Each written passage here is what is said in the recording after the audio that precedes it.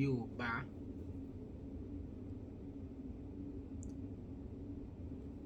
Ta lọ̀tá ìran Yorùbá.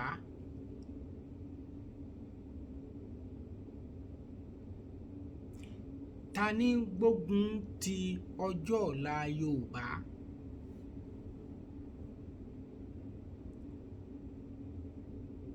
Ta ní ránmọ Yorùbá níṣẹ́ dé tòrútòrú. Àwọn wo ní paná ògo ọjọ́ ọ̀la ọmọ Yorùbá. Ta ní pèdè mẹ́nu ọmọ Yorùbá lẹ́nu. Àwọn wo gan-an ni wọ́n wà nínú ògo Yorùbá tí wọ́n jẹ́ jíni tí wọ́n ń tọ̀ sínú rẹ̀ tí wọ́n sì ń ṣe gá sínú rẹ̀ bákan náà. Ta ní ní Yorùbá lára, ta ní ní ilẹ̀ Yorùbá lára, ta ní yọ ilẹ̀ Yorùbá lẹ́nu.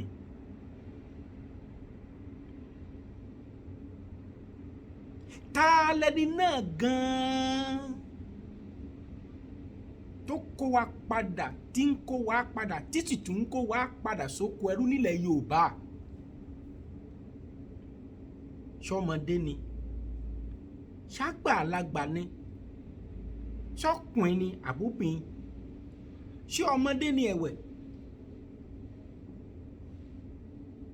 Ta tiẹ̀ ní gan-an ni náà tí ń tún gbowó orí wa gẹ́gẹ́ bí ẹrú lẹ́lẹ́ẹ̀kẹta. Ta ní ń kó ti létà yìí. Ta lọ́mọ àlè gan-an tí ń dàgbà ńlẹ̀ Yorùbá tó ti wá dàgbà tó ti yẹyìn òkè tó wá di ilé ògbà ọ̀nà ògbà tí ṣe wé àràgbá tó wá di iṣu atayanyan tí ń dààmú onílé àti àlejò nílẹ̀ Yorùbá yìí. Ta ló pé kórìrùn wa ó parun yìí. Ta la fún lẹ́yìn tó gbé yín tó tún fi gọ́mọ Yorùbá ìran ọjọ́ ọ̀la wa títún fi wọ́n gé wọ́n jẹ yìí. Àwọn wo ni?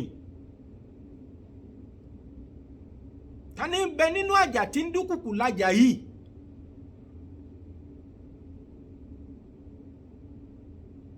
Ta ní pààyàn Yorùbá run lẹ́yọ kọ̀ọ̀kan yìí. Ìṣẹ́ránkó ní ìṣèyàn, ìṣàjànú ẹ̀nà ní.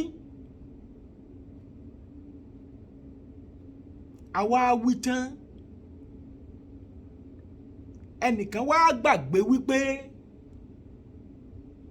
kò sẹ́ni lè dòkúta sáyé nù wa o. Gbogbo kakadú wa láyé, gbogbo ohun tá a jí kó, tá a jí lọ, tá a jí bọ̀, ITT tá a kó jẹ,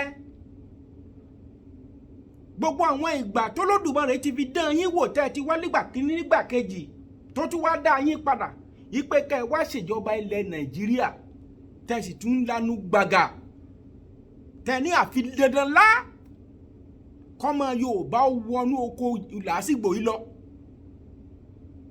Ìṣojú yín báyìí ni wọ́n gbé 1999 constitution tí wọ́n gbé lé yín lọ́wọ́. Ìṣojú yín báyìí ni àwọn kan nínú 1999 constitution tó sọ wípé secular state Nàìjíríà táwọn sì adopt another law nínú ìlú kan náà.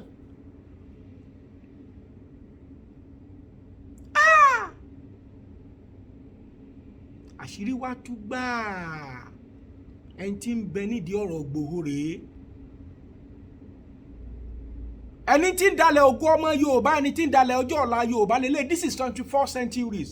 Fídíò tí mo ṣe yìí kò lè kú láéláé, ó máa wà títí Jésù ó fi dé ni, títí ànábì ó ìpadà wá, àbí tí ó ní ìtí wíwá ògúnláka yí ọ̀sìn mọ́lẹ̀ tí ó ìdè èèyàn. Fídíò yìí máa wà lórí nẹ́ẹ̀tì lélẹ́yìí. Ẹni tí ń yọ Yorùbá lẹ́nu, ẹ̀yin fúnra yín ní ká ẹ ṣèdájọ́ rẹ̀. Ẹ sọ nínú kọ́mẹ́ǹtì, ẹ gbọ́ ohun tó wí. But one thing I believe we all have in common, Nigeria. One thing that we have in common, Nigeria.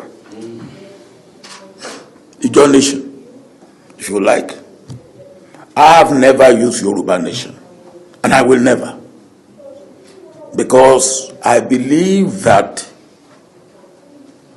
my Nigerianness is bigger than my Yorubaness. And neither my Yorubaness nor my Nigerianness should stand in the way of each other. For me, my Nigerianness is very important because I am more than what I should have been as a Nigerian than as an Olootu Republic man. And I believe that that should be the case for every one of us. Ẹ káàbọ̀ padà. Ẹni tí ń yọ ọmọ Yorùbá lẹ́nu lẹ́gbọ́n yẹn o. Ọ̀tá ọmọ Yorùbá ọjọ́ ọ̀la. Gbogbo ọmọ tẹ́ bí láyé lọ́run. Wọ́n fẹ́ kí ọmọ yín kó padà dẹrú gbéṣù. Bí Ṣáínà ó bá sọ èdè wọn ni wọ́n sọ. Bí Lárúbáwá bá lọ bìkan èdè ni wọ́n sọ. Ìlú Germany èdè wọn ni wọ́n sọ. Ìlú Faransé èdè wọn ni wọ́n sọ. Ìlú ọba Gbìnì Gẹ̀ẹ́sì èdè wọn báyìí ni wọ́n máa fi sẹ́nu. Ìlú Amẹ́ríkà èdè wọn báyìí ni wọ́n máa fi sẹ́nu. Tí Olódùmarè kúkú gbọ́n ju gbogbo ẹ̀dá ayé lọ, ó pín wa tèdètèdè, ó pín wa tẹ̀yàtẹ̀yà, ó pín wa taṣọtaṣọ, ó pín wa tìwàtìwà, ó pín wa tàwọ̀tàwọ̀, ó tún wá pín wa tojútojú bá a ṣe ń wò kọ́, òun kọ́ làwọn aráabí ṣe ń wò. Ẹ̀yà mẹ́ta la gbàgbọ́ pé ó ń bẹ ní ilẹ̀ Nàìjíríà. Kí ni ìtumọ̀ Nàìjíríà? Ṣé ó ní ìtumọ̀? Èdè wo ni Nàìjíríà ń sọ? Kò sédè. Religion wo ni Nàìjíríà ní? Kò sí. Èmi ò mọ nǹkan tí a fi ṣe Olúṣẹ́gun Àrẹ̀mú Ọbásanjọ́. Mo sì kìlọ̀ fún bàbá ìtọ́. Ẹ sì lọ́mọ.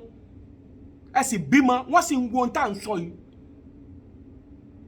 Ẹ sì ń gbégi dí ọ̀nà àwọn ìran tí ń bọ̀. Gbogbo tẹ́ ẹ kójọ láyé pátápátá á wá padà di ti Fúlàní. I'm Smart Adeyemi, and I represent the good people of Kogo West. And like Mr. President will attest to it, I personify the masses of this country. And each time I speak from the language of the man on the street. Mr. President, insecurity is a serious problem today in Nigeria. And there comes a time when you cannot but speak the truth, irrespective of the sentiments you may share. Today, Mr. President, all of us have been threatened. Our families, our nation, our state. Order. A lot has been said this morning, Mr. President, and I want to thank you for giving us time to speak expressly on this issue. Like my sister was saying, there comes a time when talk will talk itself. There comes a time when truth will become like a torchlight in the midst of silence. So you are forced to talk. Mr. President, we need not run away from the fact that more than ever before in the history of our nation, this is the worst instability we are facing. In fact, this is worse than the Civil War. Are you in PDP? Mr. President, the solution is very simple. Today there are a lot of misgiving, a lot of misinterpretations of what is happening. Some people believe, some people in government are supporting this move. Some people believe, some people sponsor those who are destabilizing our nation within the country. The answer is very simple. We cannot pretend that we are capable of confronting the situation in our hands. America, as powerful as they are, when the pandemic came, it got to a point that China had to claim, they came to their rescue.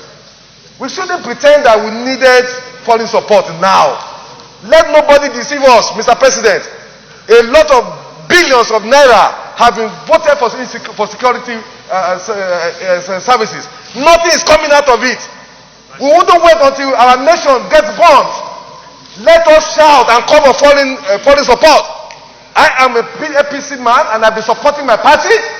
But the president should get to know that it has gotten to a point that we who are supporters, who are members of the APC, we can no longer keep quiet. The president must rise to the occasion. Yoruba say we so make akusibe. You not see the truth and you are afraid to say it because you will die. We must open, Mr. President. The nation is on fire. The president must rise to the occasion. It costs us nothing to get foreign support. We must rise to the occasion. We must bring in people to save this country, or else we will be consumed. Every one of us will have a chapter for history. Whenever the history of this period will be written, whatever is our position, we have a chapter. We cannot keep quiet any longer. It has gotten to a point that we cannot sleep with our two eyes closed. We are not free. Our children are not free. The president must rise to the occasion. There is no nation that is so powerful that doesn't need support of other nations. Individual cannot say you will leave the world without any other person with you. So we must rise. The situation is our security system has collapsed. It has failed. And because it has failed, we need to look for foreign support. It costs Nigeria nothing. Forget the ego, forget the superiority of Nigeria in African nation. Today, we are facing serious problem. If our nation is to survive this period, I'm not in doubt that the security architecture we have today cannot cope with what we are facing. Every part of this country is threatened. From the north to the south, nobody is safe. Nobody can travel 50 kilometers in our nation. I feel like shedding tears for a country that we grew up, where nobody harass you when you travel from Lagos to Maiduguri. I done it in times past. Today I cannot travel from here to Kaduna to Niger State where I was born. The president must know that this is a bad time for our nation. We must look for foreign support to save this nation. This is my position, Mr. President. We must rise to it. They are killing people in the east, in the west, in the south, in the north. We should shut down the National Assembly. Let's shut it down. If we cannot save this country, we stay in our homes. Our country is bleeding. People are in poverty. There's no food. People are hungry. Insecurity is threatening us. We cannot pretend. It's better we're not here. That's what I'm saying here. People are dying. Every day Nigerians are dying. We must rise to the occasion. And so me, Mr. President. Ìbéèrè ni, is Nigeria working for you? Ṣé Nàìjíríà ṣó ń ṣiṣẹ́ fún yín báyìí? Ó ń ṣiṣẹ́ fún aláìnítìjú àgbà òṣì.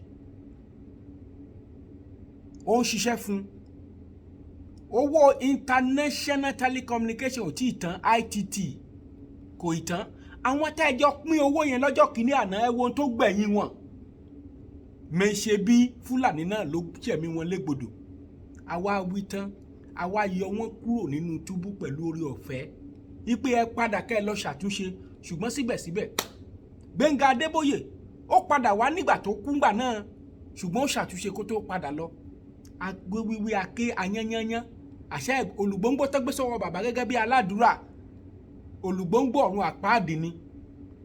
Mi ò ṣèdájọ́ yín, ṣùgbọ́n òótọ́ ọ̀rọ̀ ọmọ ìyá àsọkúsọ ni. Àìlè sọ̀rọ̀ ìbẹ̀rẹ̀ orí burúkú sì ni pẹ̀lú. Ó wá fi hàn yín pé ẹ̀yin àti Fúlàní ó níbi tẹ́jọ di ọ̀rọ̀ ọmọ Yorùbá sí. Àṣírí dẹ̀ ti tú, àti rí fùrẹ́dìẹ. Ẹ tú ọmọ ọlọ́mọ Adéyẹmọ Sunday Ìgbòho. Ẹ túlẹ̀ Olúṣẹ́gun Ọbásanjọ́, ọwọ́ yín wà ń bẹ̀, ẹsẹ̀ yín wà ń bẹ̀. Ẹ tú ọmọ ọlọ́mọ lẹ̀ àti ìran tó ń bọ̀ gbogbo. Orí abiyamọ àgbáyé á ṣèdájọ́ yín. Ọlọ́run kúkú ṣe iye tẹ́ lò láyé mọ́ díẹ̀ ló ìkù. Kò sẹ́ni tó tọrọ ọkú fẹ́nìkẹ́ni, kò sì tẹ́ni tó tọrọ ọkú fún yín. Ẹmbásì tọrọ ọkú fẹ́ mi, òun ló máa kú ṣáájú mi láṣẹ Olódùmarè. Àdàbí tó bá ti jẹ́ pé orí òótọ́ kọ́ la wà, orí òótọ́ kọ́ la ń sọ. Ọmọ Yorùbá o, àìṣẹrú, ọmọ aládé nìran tí a bí wa. Yorùbá ti wà tẹ́lẹ̀tẹ́lẹ̀ kóyìnbó tó dé. Yorùbá ti ń ṣe Yorùbá tẹ́lẹ̀tẹ́lẹ̀ kóyìnbó tó dé. Nǹkan kankan òun lẹ́dìí ẹ̀ ń jẹ kágbàdo tó dáyé sà. Bọ́mọdé ò bá mọ̀ tán, ó máa ma àrọ́bá sì ré bàbá ńlá bàbá àtàn ni. Àmọ́ tútẹ́ ti pa, a sì mọ bí tẹ́ ẹ tà wá dé. Torí pé tọ́ta ń fèlì lẹ́wà ṣe ń gbé ogun ti ọmọ Yorùbá. Àbí bẹ́ẹ̀ kọ́, ẹ̀yin nu o, Ọlọ́run nu. Ọ̀pálábá níwájú kùmọ̀ lẹ́yìn ọrùn. Ṣé Nàìjíríà ṣiṣẹ́ fún yín? Àwọn ará òkè ọya bọ́n ṣe ń kígbe náà ń bá wọn sùn. Ẹ tún wọlé. I said to good luck, Jonathan Ebele, thank you for being a good man. It is now we are realizing that you are such a very nice, honest man. Thank you, good luck, Jonathan Ebele. Tomorrow, if you come out, we will vote you. Of course. Baba, you are a failure. Baba, da ka ba sa tare da mu. Baba, dan ba kai ka haife mu ba. Baba, in kai ka haife mu zaka bari ana mana fyaɗe. Baba, in kai ka haife mu zaka bari ana kashe mu. Baba, in kai ka haife mu zaka bari ana kai mu daji, Baba. Baba, in kai ka haife mu zaka bari ana mana cinikin mu kamar awaki, Baba. What they are telling you, if they are telling you that nothing is happening, they are lying. We are out to tell you the truth, Baba. Today, I regret ever voting for you, Baba. I regret voting for you, Baba. I regret voting for you, Baba. I regret for you. And today I'm standing here. We regret voting for you, Baba. Baba, ba ka san mu. Baba, mu muke san ka, Baba, mu muka damu da kai. Baba, mu muka damu da kai. Baba, ka cuce mu. Baba, ka cuce mu. Ó wá sọ wípé Nàìjíríà wà lẹ́jẹ̀ẹ́ tó. Nàìjíríà ò ṣe ní wà lẹ́jẹ̀ẹ́ nígbà tó jẹ́ pé ọ̀ẹ́wẹ̀ gbogbo nǹkan ó lè jìbìtì gbogbo ẹ̀ àpò yìí ló wà. Ìkà ṣùgbọ́n ẹ má gbàgbé o, ibi kì yóò tán ní ilé àwọn ènìyàn búburú. Òun ni ọ̀rọ̀ Ọlọ́run wọ. Karma, law of karma, ó máa catch on you one by one. Kì í ṣe pé nemesis will tell. Ẹ ṣé mo dúpẹ́. Nonsense, rubbish, ìkà ènìyàn.